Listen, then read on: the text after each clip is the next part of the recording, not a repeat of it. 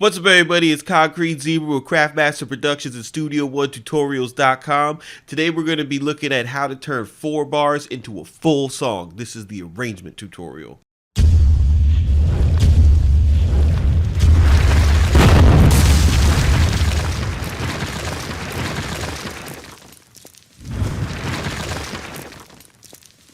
What's up, everybody? It's Concrete Zebra with Craftmaster Productions and Studio One Tutorials.com. Today we're going to be looking at how to arrange a full song from just a simple 4-bar loop.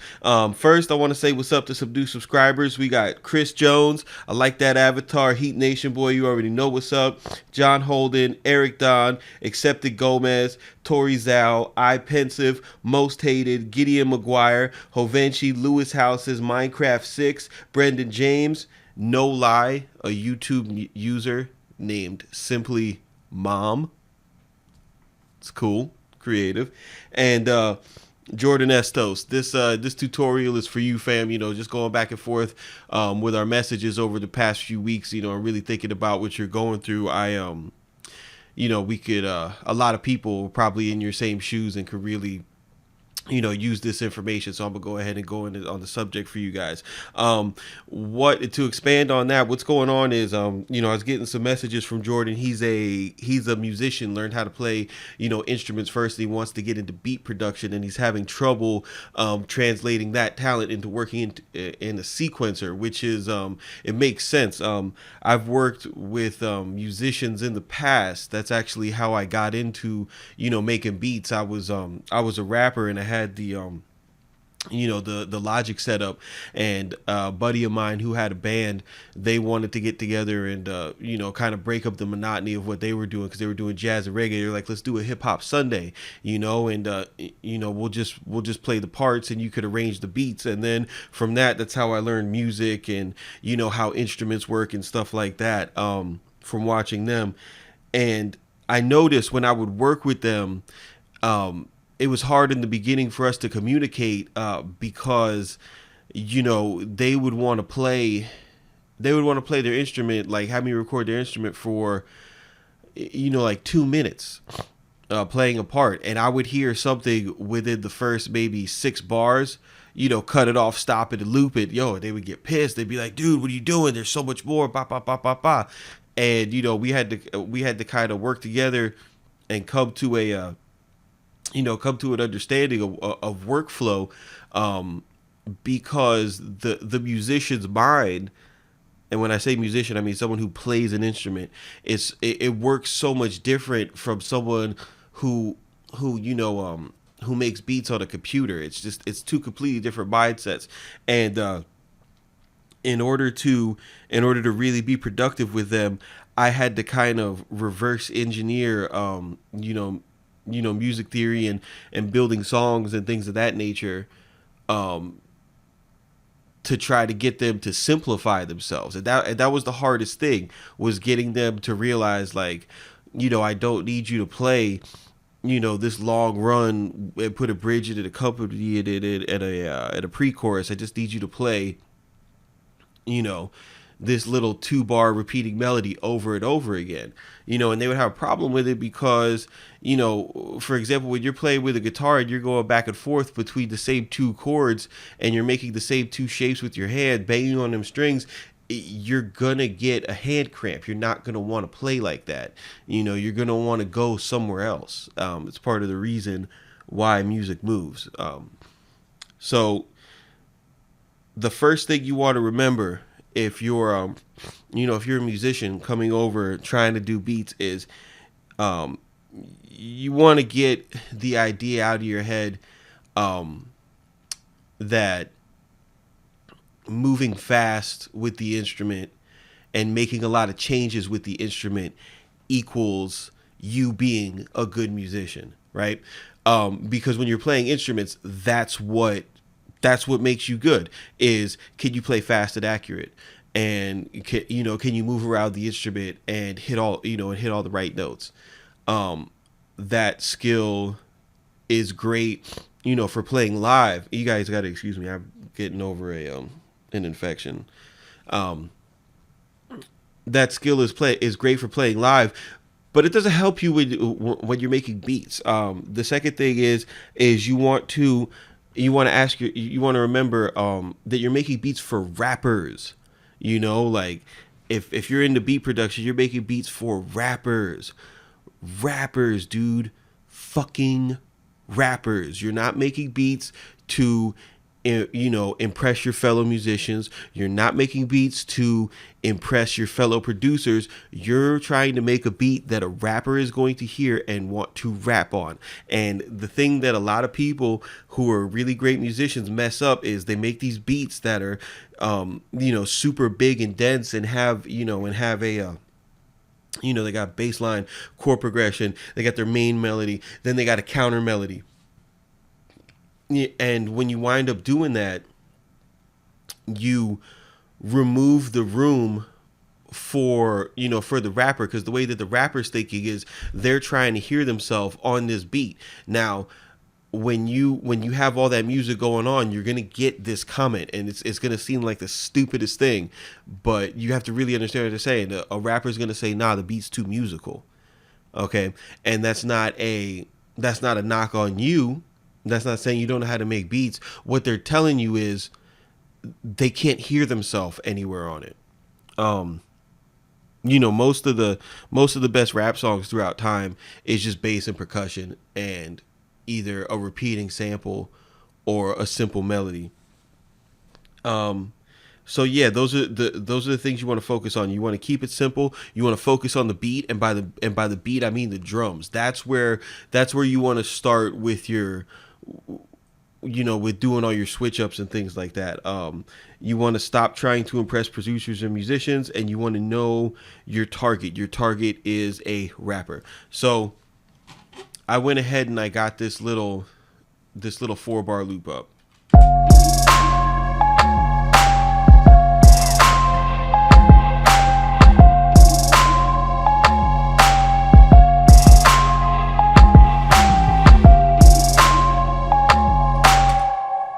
Okay, super easy, nothing crazy. We'll start with there's just I'm gonna focus more on the arrangement than the actual beat, but there's a couple things I wanted to show you in this tutorial. For the gliding 808s, I know that some people, they freak out because sample 1 doesn't have a glide like Fruity Loops, and Fruity Loops has the best glide, and oh my god, I need my 808s to sound like Fruity Loops, otherwise my music sucks. All right, so I got you. Just if you have Contact, you just open up your bin, find an 808 sample, drag it into here. It's going to give you this screen. You click on the wrench. You bring up the script editor, and you go to where is it? You go to Factory, and you go to Performance, and you go to Unisono Portamento. This is your glide. When you're using Contact, make sure to have your help text up. It really helps out a lot. And what you want to do is you want to turn mono mode on. You want to turn Portamento mode on. You want to make sure relatives clicked on, and then you just kind of adjust the time to to what you want your slide to sound like. And then when you're programming your 808, if you watch any of the tutorials, like stuff from like BusyWorks or Beat Generals or things like that, and you see how in Fruity Loops they have these legato 808 shots in their sequencer, and then they're putting these short little hits in between to get those slides. That's how you get that workflow inside Studio One. And here's what it sounds like.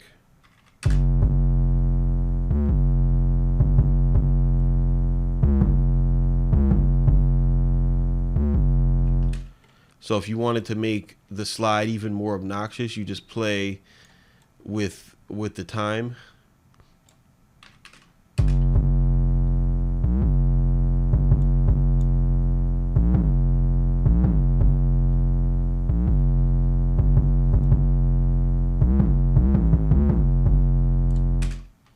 All right, you just do that to taste, but that's how that's how you could get those like a lot of what OVO's doing right now.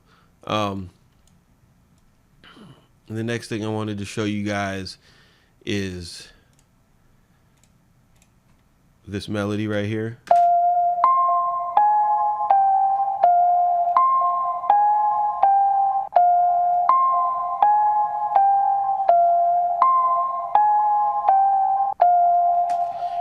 If you kind of hear that at the end of every two bars, how the release kind of stops and it gets choppy and it's real stop and go. In order to get that, what I go ahead and do is you press A, and then this will pop up. You have to go to add and remove, and go to audio, and then mute will be over here. You just highlight it and add it, and then it'll bring this automation lane up for you. Once you get that up, you could go in and just make a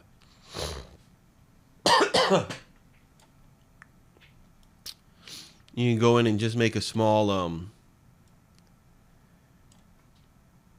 what is that? That's like a 30-second note almost, I think. Nah, it's like a 64. Yeah. But you could do like like a little 64 note mute, and what that's gonna do is that's gonna give you that kind of almost sampled feel, because this is a synth from Omnisphere, but it's a sample based patch, and it's got that really long release sweeping throughout it, and at the end of the two bars, I wanted to make it kind of hit more like a sample that kind of adds more to the groove, and it kind of gives the regular listener who doesn't understand about music production like a feel like it is a sample, which is a nice effect to have sometimes. So you go ahead and you got that, and those are really the only two things I wanted to focus on as far as new stuff with dealing with plugins and stuff like that. So on to the arrangement. All right, so after I go and I make my 4-bar loop, this is how I start every song. I just take and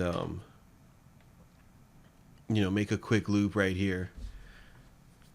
Listen to it.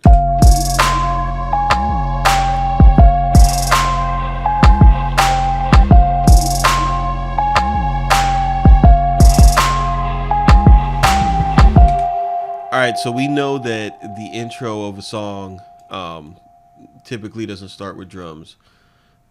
So the first thing I'll do is and I know that most songs are 8-bar intros. Oh, by the way, all I'm doing is highlighting, holding down Alt, and dragging to copy these cells. So that's that you're not gonna need drums in the beginning, and then I'll just listen to it after I take the drums out and see if I want to do anything else.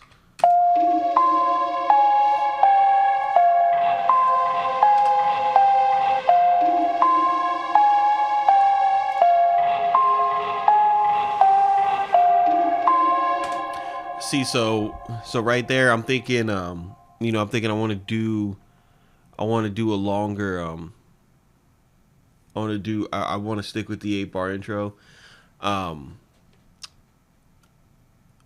but for me, I never really have 4-bar sections back to back that repeat unless it's a hook, right? So I'm gonna go ahead and I'm gonna take this out, and then this I'm gonna take my slice tool, number 3 on the keyboard, and just delete that and see what that sounds like. Kind of give yourself like you're stepping into the song.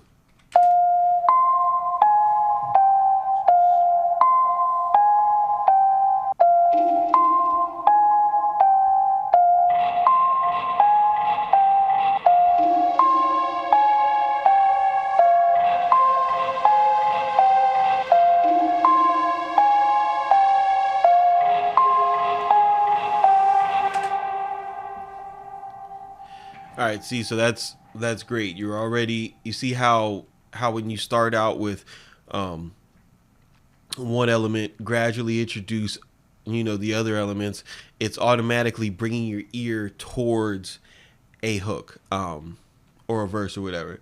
So when we hear that, let's listen to that one more time.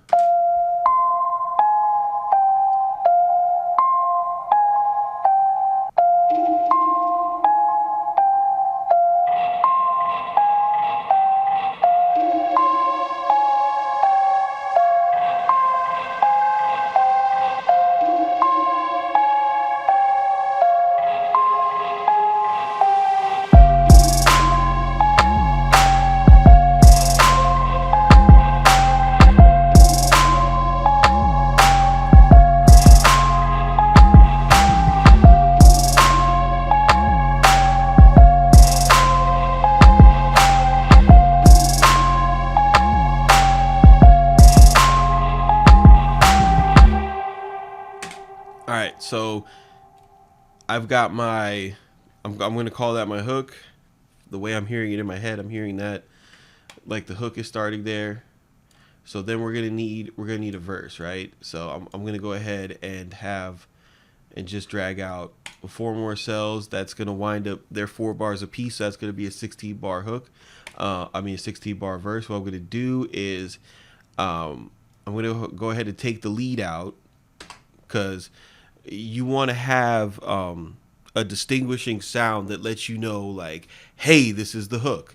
And an easy way to do that is make it a lead, instrument, right? So when we go into this next part, you're instantly going to feel that lead missing, and it's going to feel like you're in a different part of the song.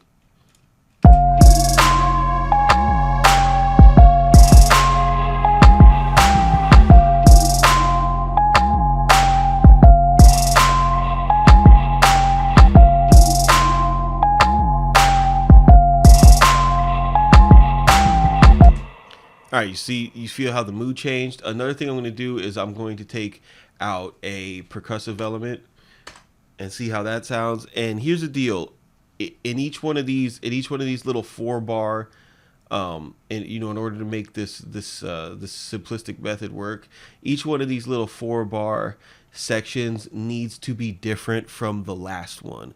That's the secret to making a beat that moves. When you're the way that your mind works when you're listening to music, you're expecting the repetition.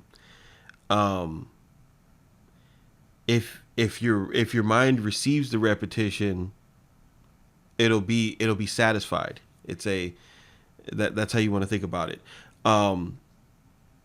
If your mind receives the repetition over and over again, it'll get bored, and it'll move on, because what your mind's trying to do when it's hearing music is it's trying to solve a puzzle. So if it hears the same tones and rhythm over and over again for more than 8 bars, it's going to feel like it solved the puzzle, and it's going to want a new song or a new puzzle. And what that's going to translate into your mind is you're going to feel like you're bored next beat.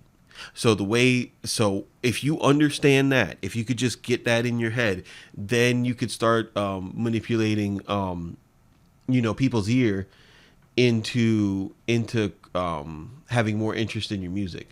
So let's listen again from this part to this part and see what we have.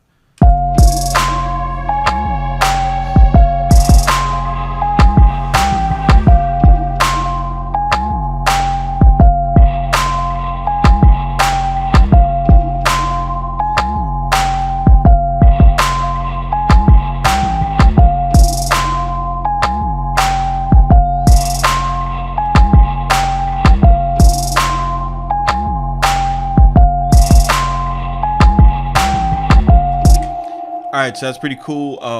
The one thing I like to do on the 8th bars of an arrangement is I'll go ahead and I'll take out all the drums and maybe even all the instruments. I'll put a drop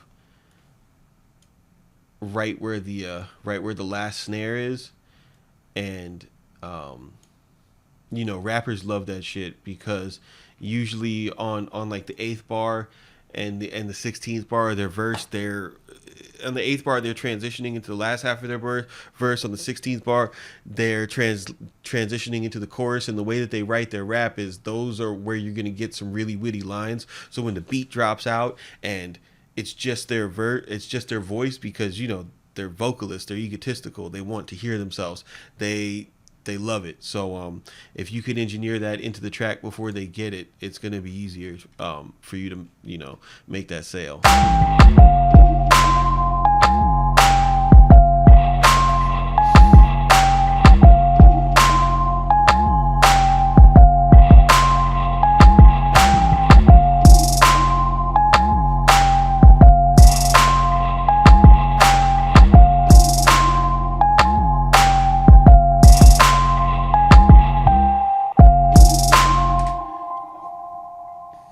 That was almost it. I'm gonna go ahead and take out this element. I'm gonna press A to bring my automation lanes back up, and I'm gonna make sure that this is muted because I don't want the bleed over from the release.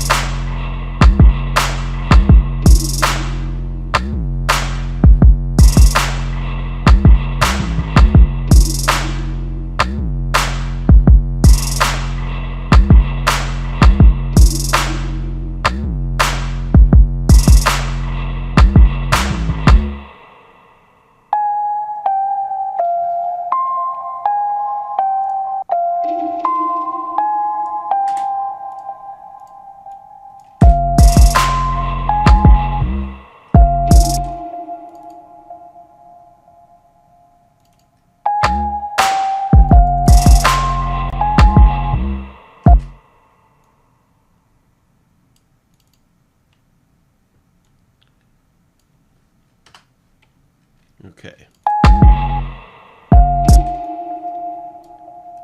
All right, so now we don't have the bleed from the release.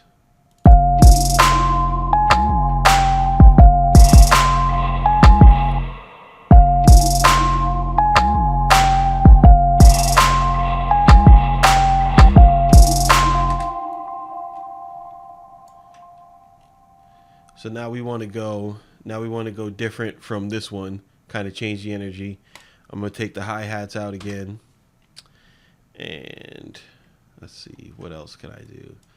I'm going to alter the background chants a little bit to kind of take some of that energy out. See what we got.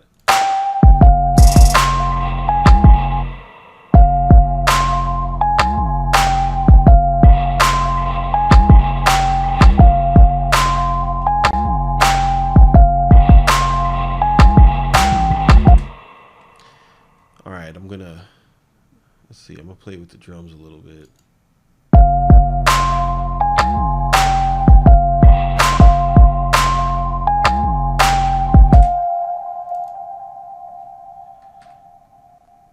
These snare parts that I got going on, I'm gonna experiment. I'm gonna fly these up to kick, see what happens.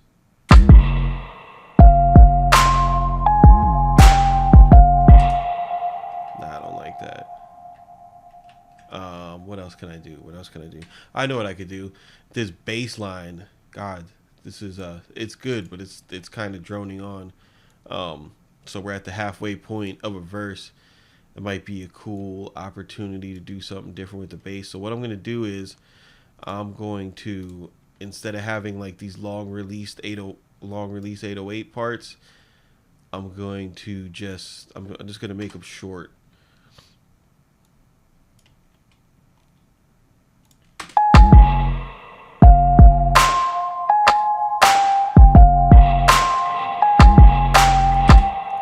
Yeah. See how it gives it a brand new energy?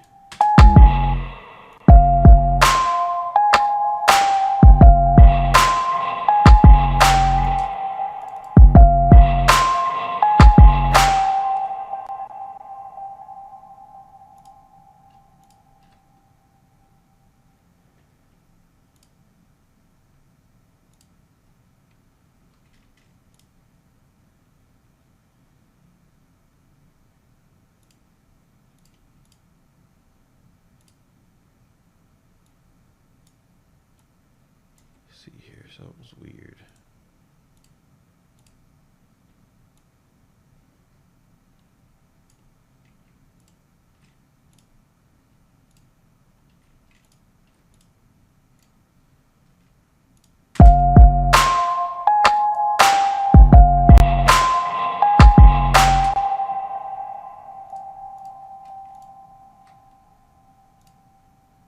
Right here, missing this guy.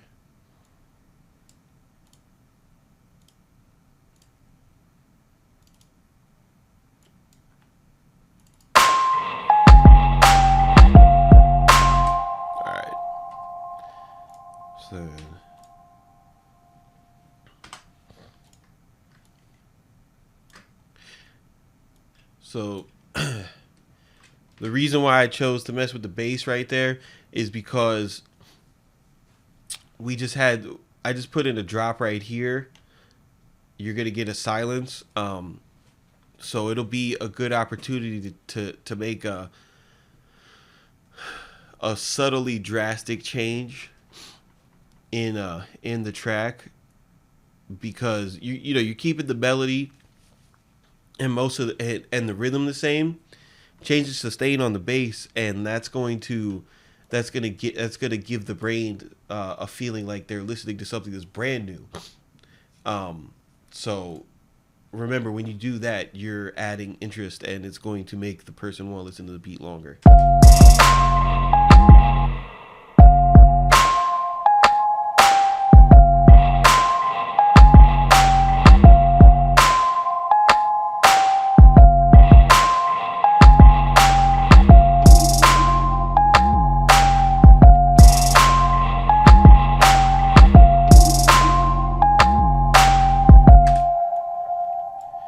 And then right here, I'm gonna put in this same exact drop. So we have that.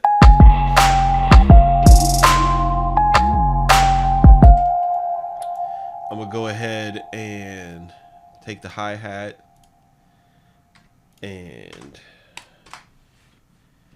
do every other hi-hat.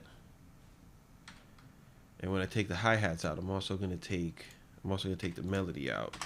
So this way we have another drop in energy before we go ahead and smack the listener with all the parts coming back.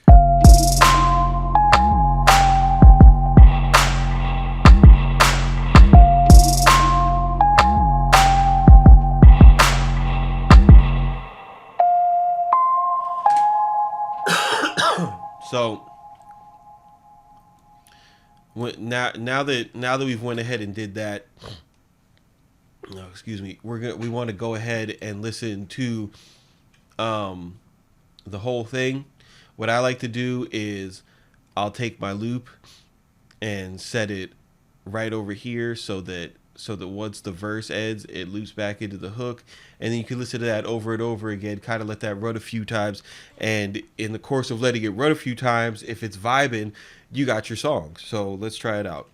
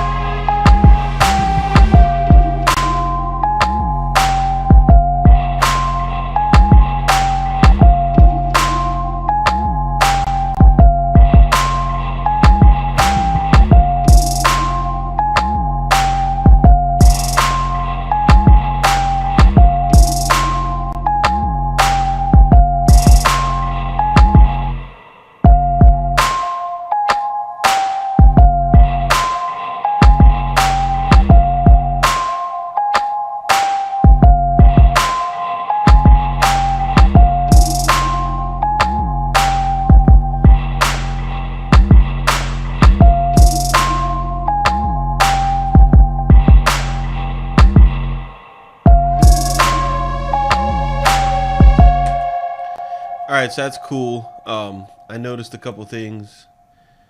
And once you have these parts, you could do stuff like this. But I noticed a couple things to my ear that I just thought would sound better.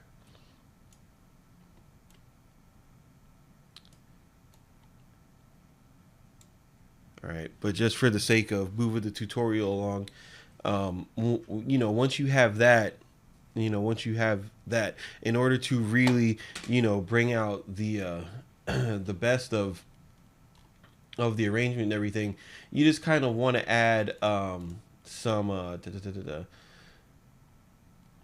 you just kind of want to add some stuff on top of it in order to kind of get the get the track to move a little bit. So you could just go into your sample folders and add like a little rise to the beginning of the track. That'll help you out. What else?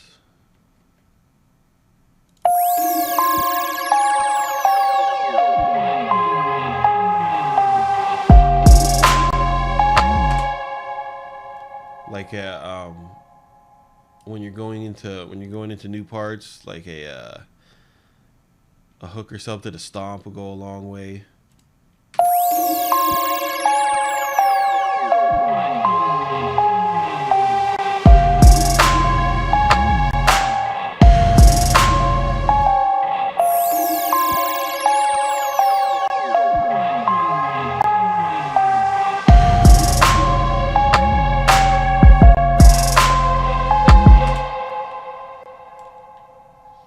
And then you could put that at the beginning of the verse.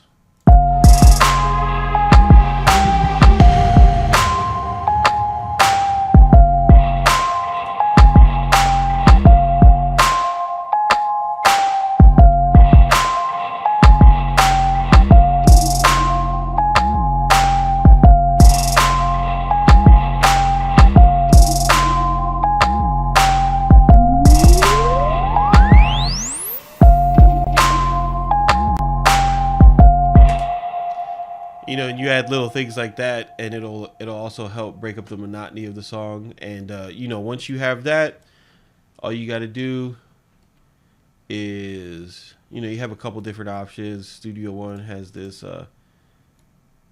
this cool little arranger tool. You go ahead and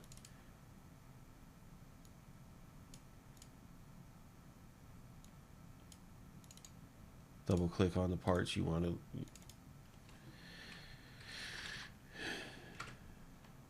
go ahead and designate. Left click and then right click here, label this the verse, and then you don't have to highlight anything. I'm just going to hold down Alt, put the hook here, hold down Alt, click and drag. All right. And then that's a song. You got, let's see, it doesn't need to be that long.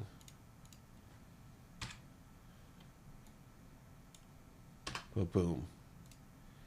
You got a little 4-minute song. Really easy to do, once you have the mentality down. And and then just mix it, master it, bounce it out, and that's it. So I hope you guys learned something today. I hope you see that, arranging a track really isn't that difficult at all. You could do it. I mean, this track had one melodic element in it, a lead, and, these little vocal chants. Just make sure that you don't go 4 to 8 bars without changing something.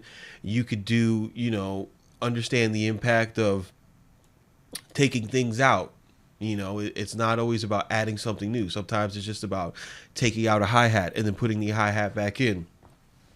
That's what's really going to make a song move, is when you remove energy and then you add energy.